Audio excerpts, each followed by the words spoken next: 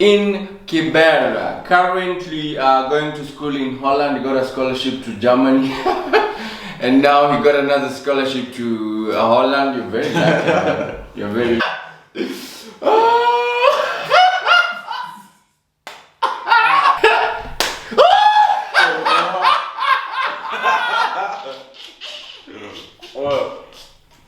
I can't believe the first round is like this.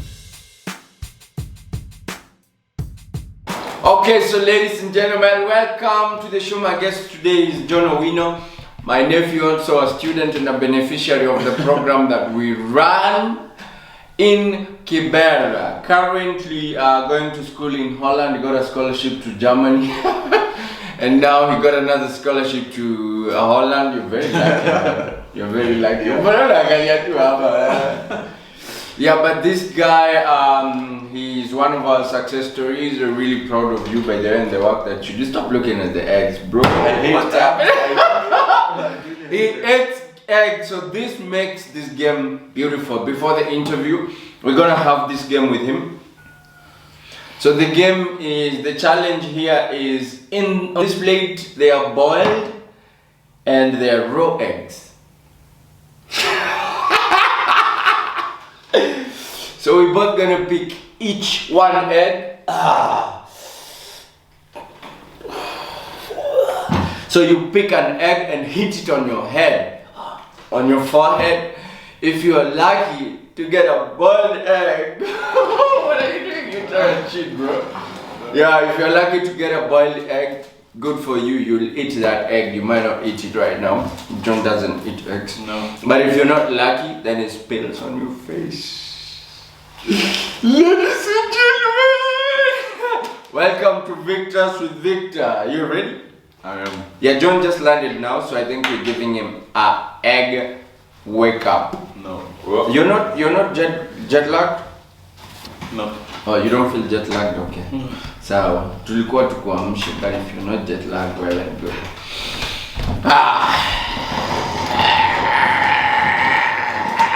You go fast. Pick an egg in 3, 2, 1. No, not on my face, your face.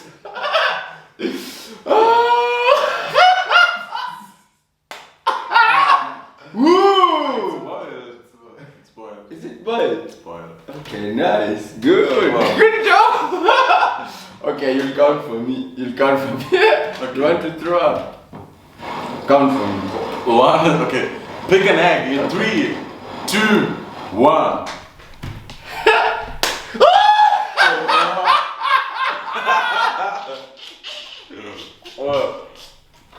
I can't believe the first round is like this. Okay, you pick an egg in 3, 2, 1. It's boiled. I think you're cheating. No, I'm not cheating. It's just luck. No, I can't do this game. Okay. Woo. In 3, 2, 1. Ooh. This is supposed to be my show, bro. What's happening? It's just bad luck. Oh, one more boiled egg. And then one more boiled. Yeah? I think this egg was boiled, bro. Just not well. It was half boiled. 3, 2, 1. Go, no, this.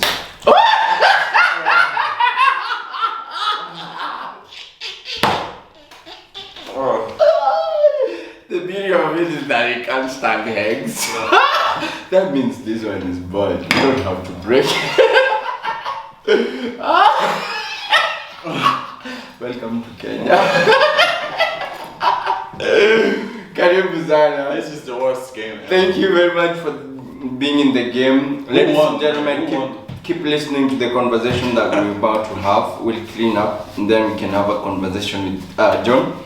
For a lot of young people who want to travel, it actually smells bad. Yeah. No, you can't clean it in the show, bro. For a lot of young people who want to travel,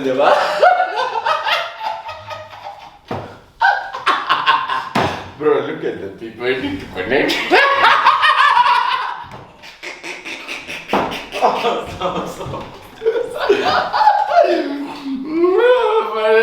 people who dream to go out, John is gonna break down what it means to go to Western worlds, travel abroad, or even live abroad. He's also going to take us through his lesson that he's learned. I started mentoring him when he was a very little kid. Up to this point now, he's a person of his own and doing stuff for himself. Ladies and gentlemen, continue watching this show. Thank you very much. And if you enjoyed the game, let us know in the comment section. Please remember to subscribe. Victors with Victors is a place to be.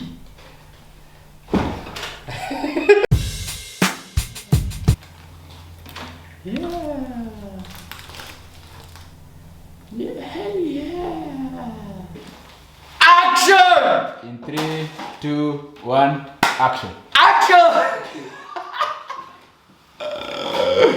Ladies and gentlemen, welcome to Victors with Victor. Our guest today Is John. Mr. Pancakes. John just landed from The Netherlands. and is here in Kibera. Is Kibera safe for you? Not anymore. Oh, you don't feel safe? I think I look too foreign for kibera. Today in the morning I was walking and everyone was looking at me as if I was white. So yeah, I don't think so. These are the pancakes from Holland. Eh? Yes. Interesting. Toman, what are these? Okay.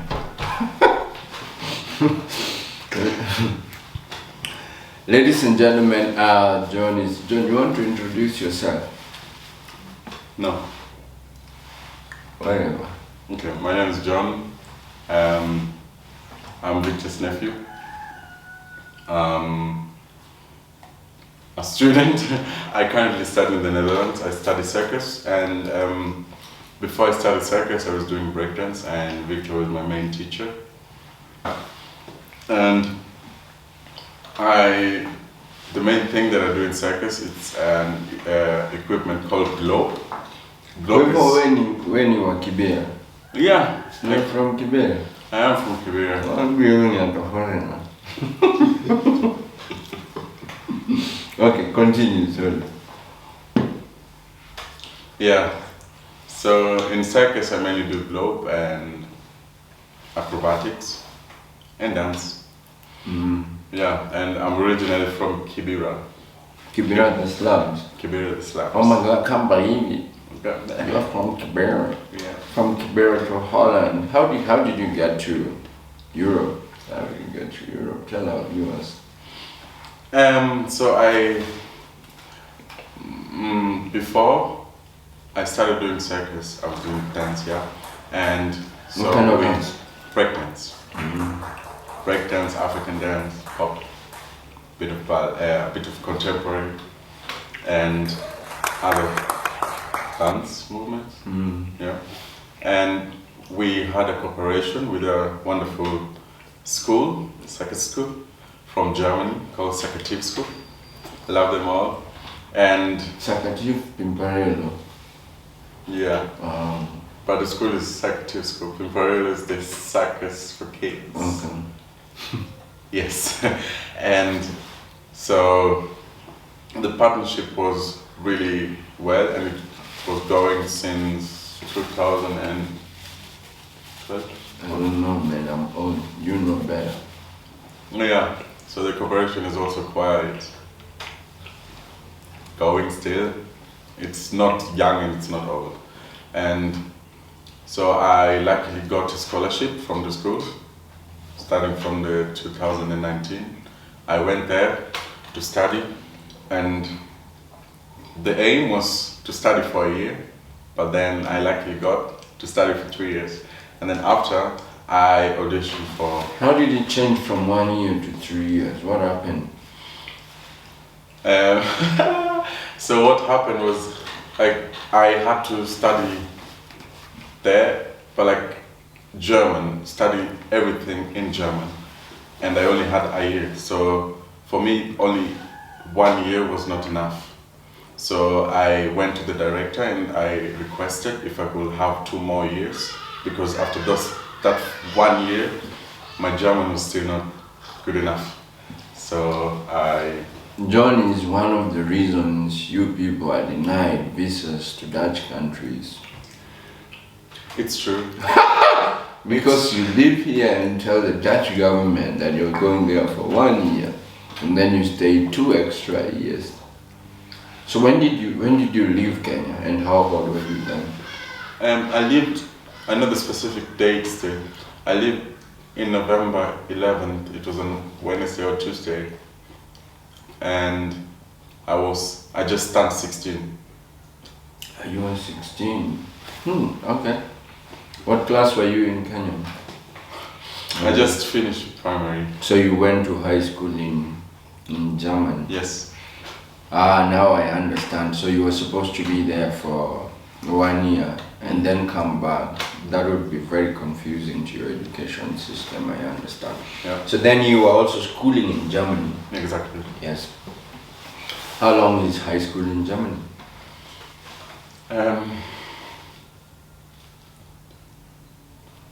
4 years. 4 in German, how do you say 4 in German? 4. 4. Bitte. Bitte schön. Yeah. So, and then? And after I finished secretary school, I was supposed to come back to Nairobi, but then I changed my ways, which was quite negative. I changed my ways and auditioned to a circus university in the Netherlands, and luckily I got accepted there. Ooh, congratulations! Yeah, and it's a really big deal to get into the school. And now I'm currently there. I just finished my first year. So from Kibera Matopeni to Germany and then now to Holland, what level are you doing in the Holland? I'm doing the highest level. I forgot the name, but like a bachelor level. Oh, so you're doing your bachelor in Yeah. circus and performance. Mm-hmm. Interesting. So at 16 I was even scared to take a bus to Kisumu, the village. And you're taking a plane to Germany. How was it for you? Did you travel with anybody? I traveled alone. It was quite interesting but not terrifying because of him. I learned how to travel. I learned how to... Because of me, okay. Yeah, I mean like we went to Germany quite a lot, I would say. Not just Germany, you're traveling. Yeah. But I mean, yeah, in Europe I only went to Germany. So like traveling with you, with the stress and everything, like yeah, we need to catch our flights and everything, and the long layovers and everything. We missed flights. We missed flights, and we had like 18 hours layovers without money, without food, Oh, man. drinking the water from the toilets and everything.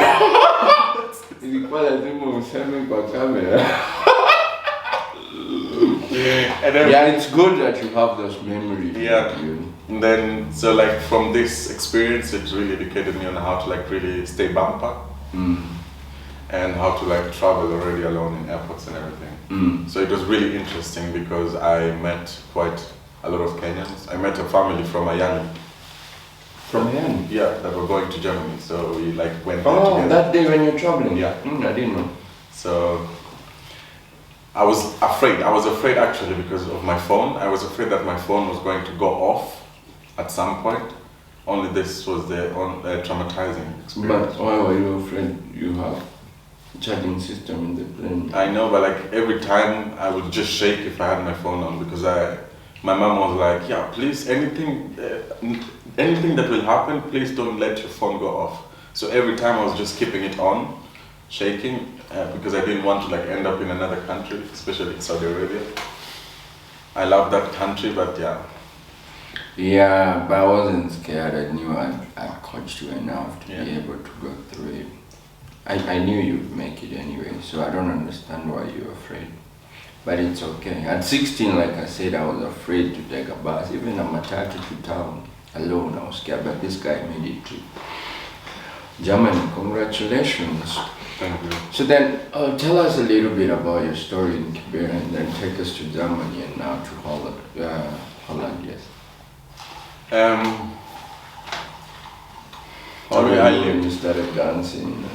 Yeah. So I started breaking at the age of 8 or 9, I believe, because like I used to watch you and the other guys dancing in the hall, and that's where my passion came, because like for me at that point you guys were moving really nice, and the only movement that I knew was a handstand on the wall.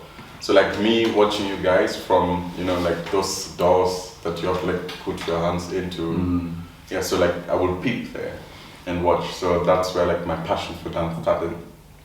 And since then I did breakdance, and I believe I quite improved very well. And yeah, I almost won a battle actually when I was young with dudes, the slum dance Kenya. That was happening down there at Fort Jesus. In the slums, yeah. Yeah, and this is like the best memory ever, because I was 12 or something, and I was battling like big guys, and You were a little baby. yeah, and I reached almost the final. So yeah, this is how good in breakdance I was. And then at some point it reached where school was really giving me so much pressure, so nilianza kucheza breakdance, so I decreased, and then I improved at some point again. Quite interesting. I remember there were a number of you. Why do you think you were the one who got the scholarship to Germany? Because a lot of people thought I played it for you because you were my nephew. Yeah. You know. I mean, the reason why I got the scholarship was because of connections, or because I like that. And also like the main reason is because of how you guys raised me, I think. How did we raise you? I mean, you really raised me to become an ongoing person, I think. Like, for example, I remember my first time going to Germany, my mom was like, go there and have the main goal to make friends. You know, so like, for example, my parents telling me this as a young kid was quite nice, because I went there and just the first day, I did my best to like make friends. And since then, these friends, like my connection with them kept on growing. And so every time we used to go to Germany, or they come, we talked, and the relationship like got stronger. And in 2018, when they came to Kenya, they asked me, or like they just came up with the idea, John, you would really fit in executive school. And I was like, yeah, okay, what are you talking about? And then they just like went on and asked the director, who was also here, if I could join the school. And the director just, without even thinking, was like, yeah, why not? And then a year later, I found myself in Germany. So I think it has nothing really to do with you. But do you feel like it's because of the connection or your talent? Also, my connection and my talent. Okay. Yeah. So your personality. Yeah, exactly. Okay. Yeah. Tell us some of the challenges that you went through getting into Germany as a young kid from kibera, the slums. First time in Germany, and then you have to, you know, find your way. I mean, at 16, I still did not really have the mature mentality to like really understand some situations. Like, for example, for me, like how to understand people from different cultures like really deeply, because like from Kenya is another culture, and then Germany is also So another culture culture. shock. Exactly. Yeah. So this was quite a hard thing, because I remember once I was there, and then I was in a bus, and then I said hello to a grandma, and then she looked at me with like disgust or something. Were you black? Yeah, maybe, I don't know. Yeah. So this was quite like a challenge for me. How did that feel for you? I felt really bad. Because For how long and how much did that hit you? a few minutes. I mean, I don't know. It's just like I grew up with you by my side, and you like making jokes, you know. So like when this grandma did not say hello to me, I was just like, yeah. I don't really give a shit. You're going to die soon, so it's fine, you know. Yeah, that's So interesting, because my experience with racism as well was my first encounter with racism was was actually in a train also. But mine was awkward because I got into the train. I can't remember which country, but it's probably one of the Dutch countries or either in Chicago. I'm not really sure. I got into the train and there was an empty seat and I sat there and this lady on this side stood and walked out. The other one stood and walked out. But I made fun out of it. I just sat like this. They stood for the bus. Yeah, but also, it affects you differently. But I think one of the things that, I'm curious to really know, what's your take on racism now that you've lived in Europe for 4 years, right? Yeah. 4 years, yeah. I don't know, I really find it funny actually that. Why is it funny? Really, I don't know, it's just me growing up, like to Ghana, we were like swimming in like dirty ponds, we call them swim on parallel. And then at some point white people would He come. said swim on parallel. Oh, you do from parallel, yeah. Triangular, swim parallel. Swim on parallel. Swim on parallel then, yeah. So like white people or like foreigners will come with cameras, like big cameras and take photos. And like we did nothing, like every time, even just in the slum when we see. We were enjoying. Yeah, we were like really enjoying it, like the white people came, like they're giving us attention and everything, like it's nice. But then there it's like really crazy because like for me, how I see us as people, it's just like we are spirits, like trapped in human body form, So like we don't really know what color your spirit is, So like for me, I went there and then racism was like really a big theme, kind of. So like for me, I really find it so funny that people really waste their energy on that. Like for example, especially on train, the way you just said it, like when somebody just sits comfortably, you're sitting comfortably, relaxed and everything, and then just a black guy comes and then you take your energy to stand up and leave. This I really find it like really bullshit. Yeah, colonized mind. Yeah. But also as a child, when you were told to draw a devil, what were you drawing? Black colors. Yeah, so that's what they told everybody. Yeah. Like people are devils, Yeah. Yeah, but that's really interesting for me. I think I find it interesting because being in Chicago, I think I kind of got used to it. Yeah. The US is a totally different setup from Europe. What is your craziest experience of racism that almost made you cry? Okay. And where was that? In Germany or in Germany? Okay. But like this one was not like really. It's understandable. It's not really like something harsh. It was during my second year in secretary school. I was doing summer camps with kids, and then there was this kid who came to me and was like, "Hey, why is your palm so white and then your body so big?" And then There's a story about that. Yeah, and then do you know the story? No. There's a story about it. I think I read it. Yeah. Go ahead. I'll tell So you like, the story. to be honest, my mother's spirit awoken in me. Like my mom really slapped me so hard until like you hear the sound of your head. So like I was like, girl, you better shut up now. So I swallowed this, and then 15 minutes later, the same girl came, and then it was like, oh my god, why do you look like a monkey?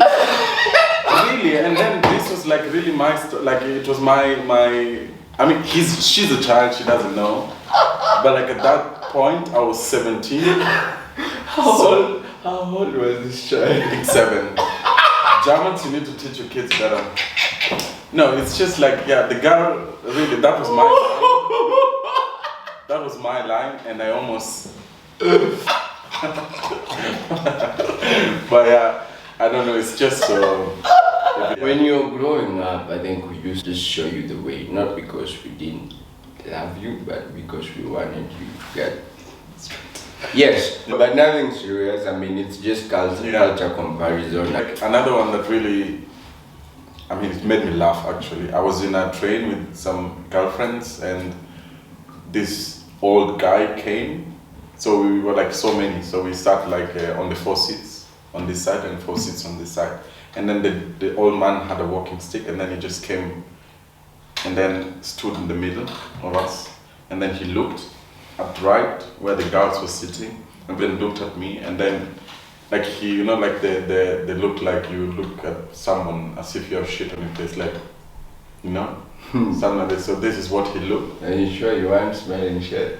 No, no. Just kidding. In Germany, the thing is, like in Germany, I always dress my son the best, like really. Yeah, and I put perfume and everything, like natural perfume. You also wash your butt or you clean it? Everything. So he looked and then he did I know this. what you mean. I don't take it serious. You know, it's, Yeah, but you know that's you. That's the Western world. So now that you lived in Dutch countries, what is it that you've gathered that you appreciate about your country?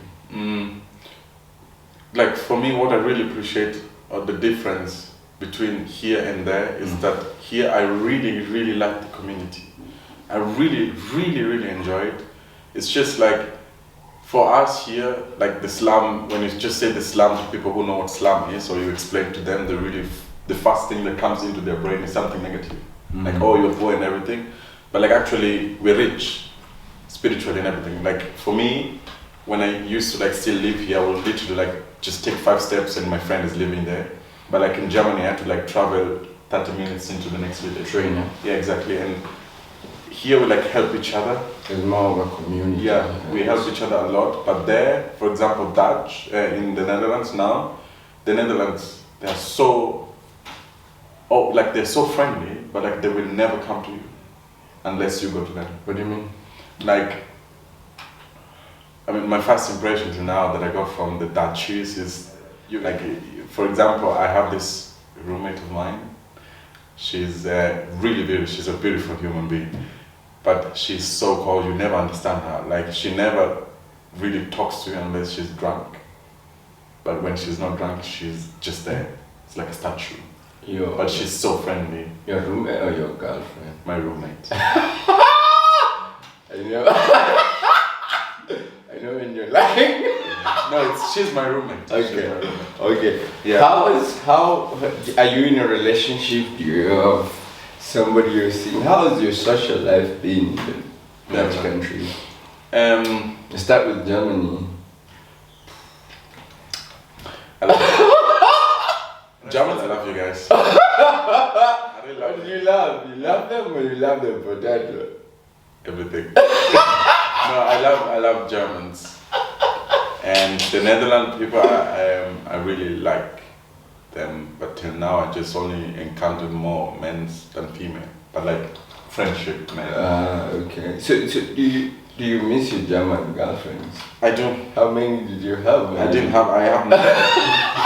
I have zero. I have zero. How many nightstands? Nightstands. Good at you. Zero. Yeah. For 3 years. No, that's my. Be serious. That's your secret. Player in the house. Yeah, but anyway, it's interesting that I can be having these conversations with you now. When you left, you were a kid.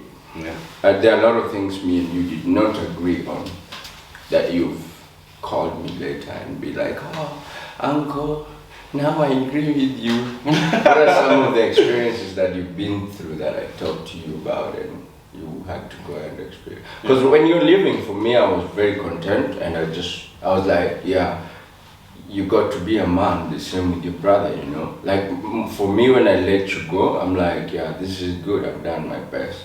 Yeah.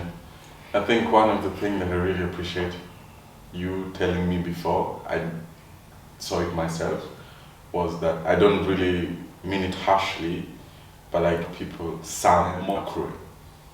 I know, but like they're cruel. I don't know. It's just in Germany, the community that I had from the school, I love them. Like they have me like really 100%. But like out of the school, no one is your friend.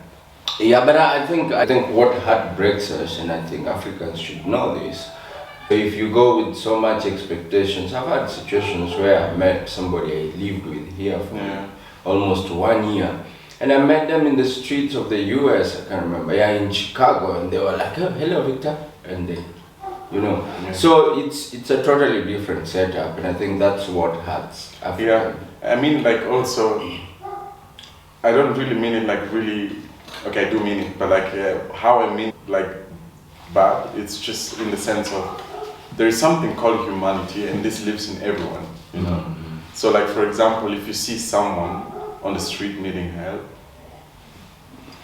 just help them, you know. I mean, yeah, there are beggars. I'm not really like specifically meaning beggars, but like just somebody who, an old person who wants to cross the street. Mm. Just don't really go on and mind your business or something like this. Because, you know, like in Africa, we really take good care of like old people, Yeah, old you know, and it's something that I really don't often, I did not really often see it in Germany, but I see it so much in the Netherlands, which I really like a lot.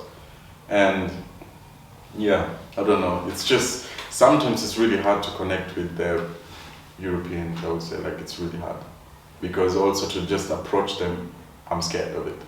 You're scared to approach them and you've lived them for years. I know. I only approach people who approach me first. But John, you know, I see a lot of uzungu in you, Yeah. having lived with these people. At 16, you're still young, you're still learning a lot. Yeah. So there are a good number of things that you've also adopted. You might not realize, but we see it, you know. And I really understand. By the way, I'm so very proud of you. Yeah, I remember there was a phase you were not really happy because you weren't getting, you know, the attention from me. But I think that phase, now you understand it better. I wanted you to be independent, be a man, you know, find your own ways. Because if I told you on how to do everything, then that's not the essence of learning, you know. Yeah. But also through you guys, you and your brother, I learned to parent, I learned to be a part. So it wasn't just me giving you guys, but I also learned to be a parent and be the parent that I am today. My other question would be, so you went to Germany, you told us about your racial experience and the culture shocks. What else would you advise a young John who's traveling to a Dutch country or a foreign country that you didn't know about and you learned about that you would want them to know? I would say really learn how to take responsibilities when you're young, even younger than 15. Explain that. As responsibilities, I mean like try to learn on how to live alone, because you never know like Independence. Yeah, exactly. Like learn how to take care of yourself mentally, and also don't really expect too much from people, or like don't expect anything from anyone, because like if you do have so much expectations and somebody disappoints you, this really cuts deep, I think. Yeah. So I would really recommend learn how to be independent really early, and do not expect a lot, and also do not assume. Yeah. Interesting. So if you're a young John who's planning to travel to the Western countries, then you got that. What were some of your low moments in Germany? I don't know, there was this thing that I learned actually that exists when I went to Germany, and it's called depression. You are depressed. What is For a while. Are you still depressed? No. How many are these? 3. These are 3. These 3. 4. Anyway, what's depression for you? Yeah, I don't know. Depression, so before I went to Germany, and then I was in this a community that was in the middle of nowhere, you know. So I was seeing people, the same people each and every day. You're depressed by their No way. faces.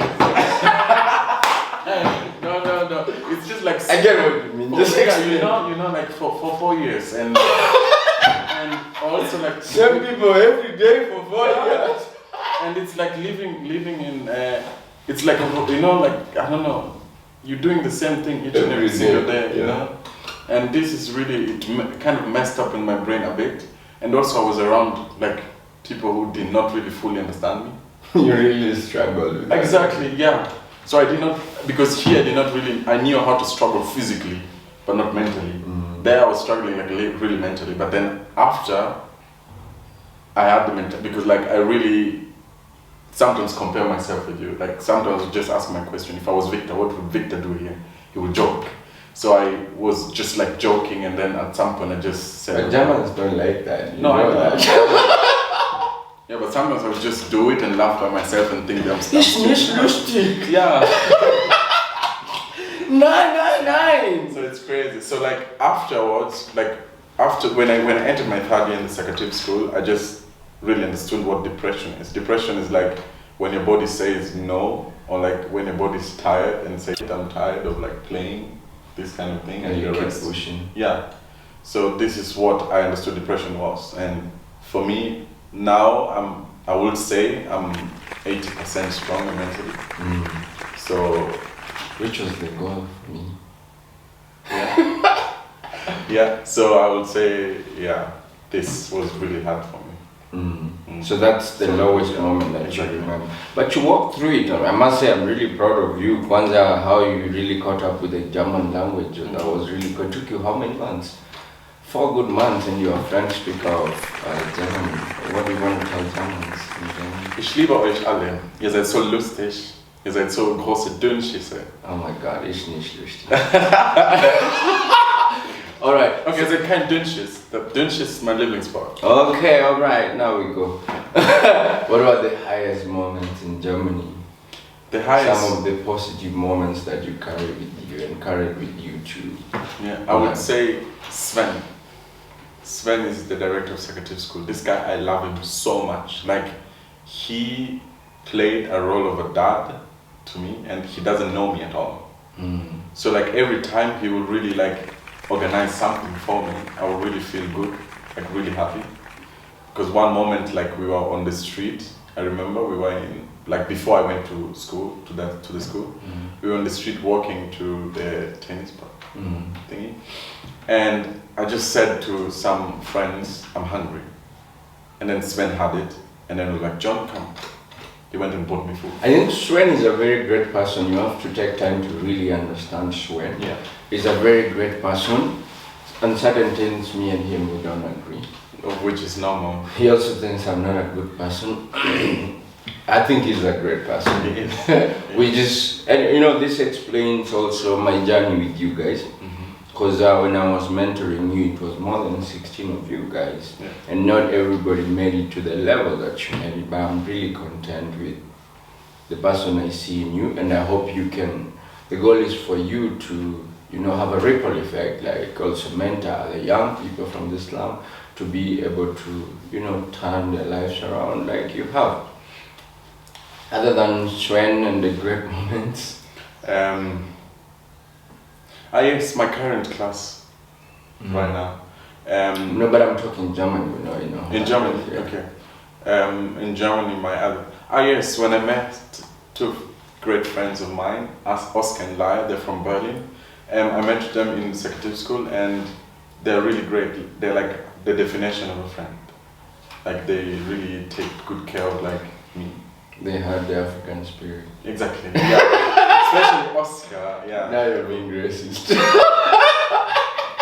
I'm being racist, like a positive. Yeah, but Africa is Africa. I think also it helps us. Traveling has helped you appreciate home and appreciate where you come from. And doesn't mean people are bad, it's just how people are brought up, you know, and it's different from, like I know, having lived there, personally I understand. And it's good because I wanted you to understand this. I mean, coming from where you come from, people come from different places where, you know, my cup of tea is my cup of tea in the Western world. You know, if you're coming to my home, you need to bring a cup of tea. Yes. Okay, yeah. Doesn't mean it literally, you know. But then, yeah, that's it, and it is what it is. So you have to learn how to.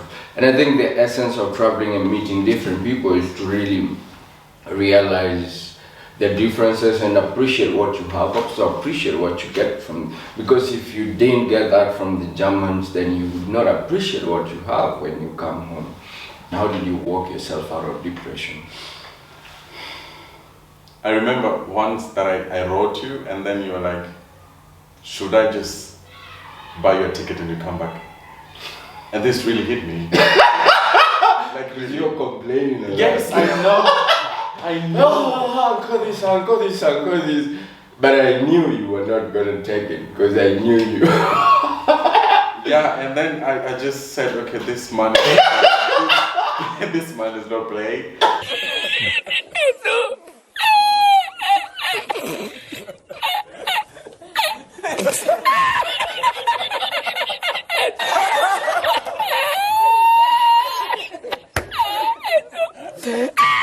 And there is no way I'm going back because, like, I think I needed attention at that time. I knew. And then you just wrote me this, and I was like, okay, I'm alone. And then I was like, yeah, okay, now it's time for me to just man up and open my big head, I don't know, keep my soul still moving forward. I knew that one message you'd done your life. Yeah, and then I was just like, yeah, okay, I need to find another way. So that's when you realized that you're being lame, or and is it that you realized that you're being lame? I think that's when I realized I was just being stupid. And also, like, another way is just every time, because like how I know you really like to make fun of anything. It doesn't matter if it's negative or positive. And most people don't like it. I enjoy it. I really enjoy it because I think you enjoyed it after you went to Germany.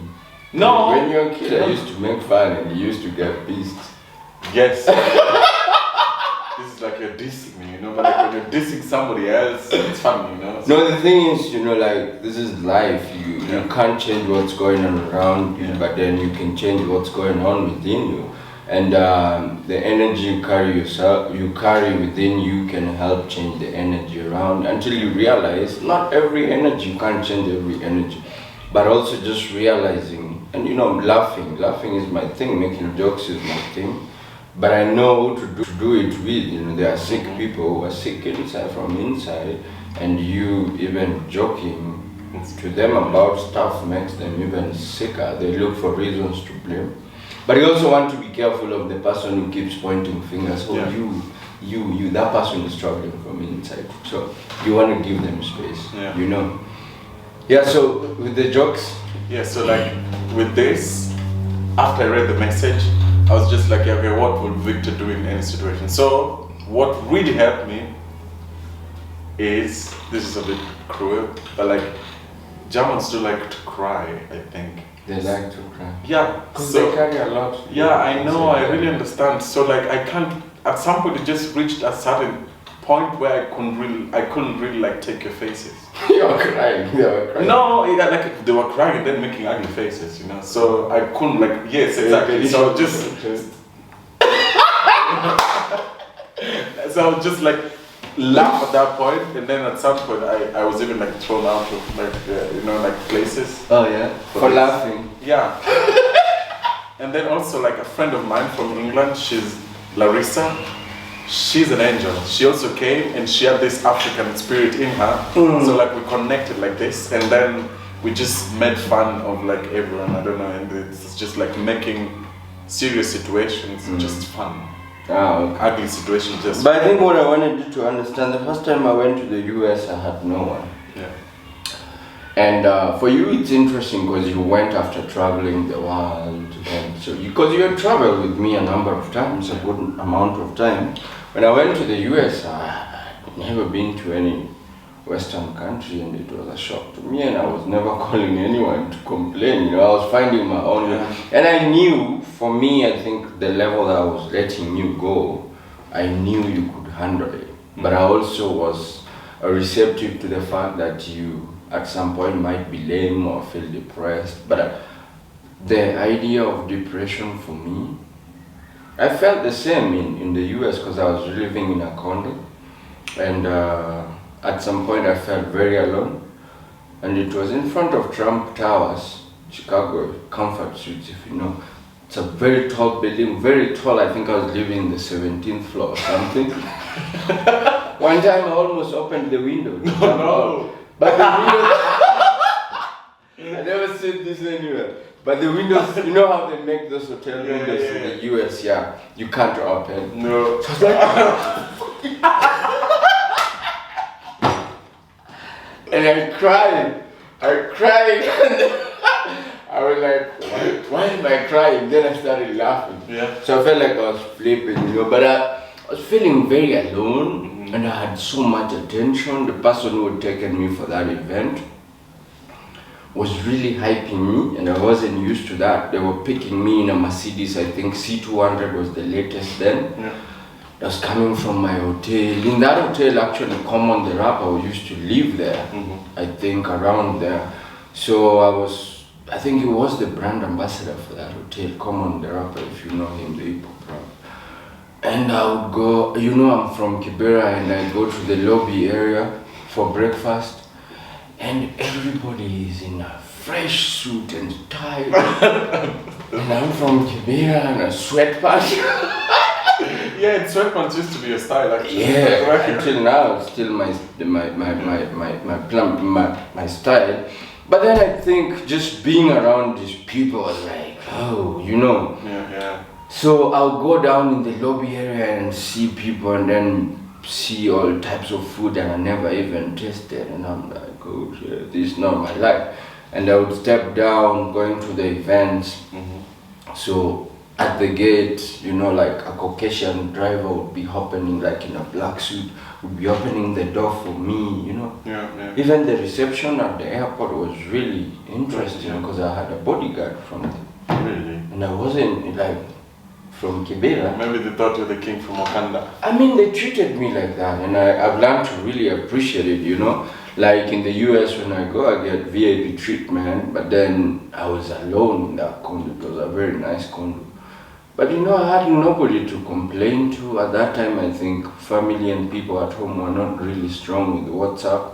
So you were writing either emails, and people were not really active on Facebook. So I was dealing with my spirits, and so when you travel, I was like, hey, you go deal with your spirits. But you did really good. You did really good, and I must say I'm really proud of you. Okay. Of all the achievements, I think mentoring you is one achievement that I go down on the grave with the joy and contentment that I did something, even though I know you don't appreciate it. I do. I really hate this when Kenyans say, wait, unaona umefika. Kenyans tell you that. Yes. This really makes me angry. It makes my brain wants to pop out from my eyes. So the first time you came back from Germany, how was it with your friends? It was when I went to Germany, I stayed there for 3 years straight, and then last time I came back. And I was so happy to be back, really happy, but then I came when my friends were at school. So I didn't really see much of them. But this morning, I came actually from the Netherlands this morning, and I went to my mom's place, and then after I went to visit my brother. And then on the way, I met a friend of mine. I left him here when he was really this small size, and now he's big. And he was shocked.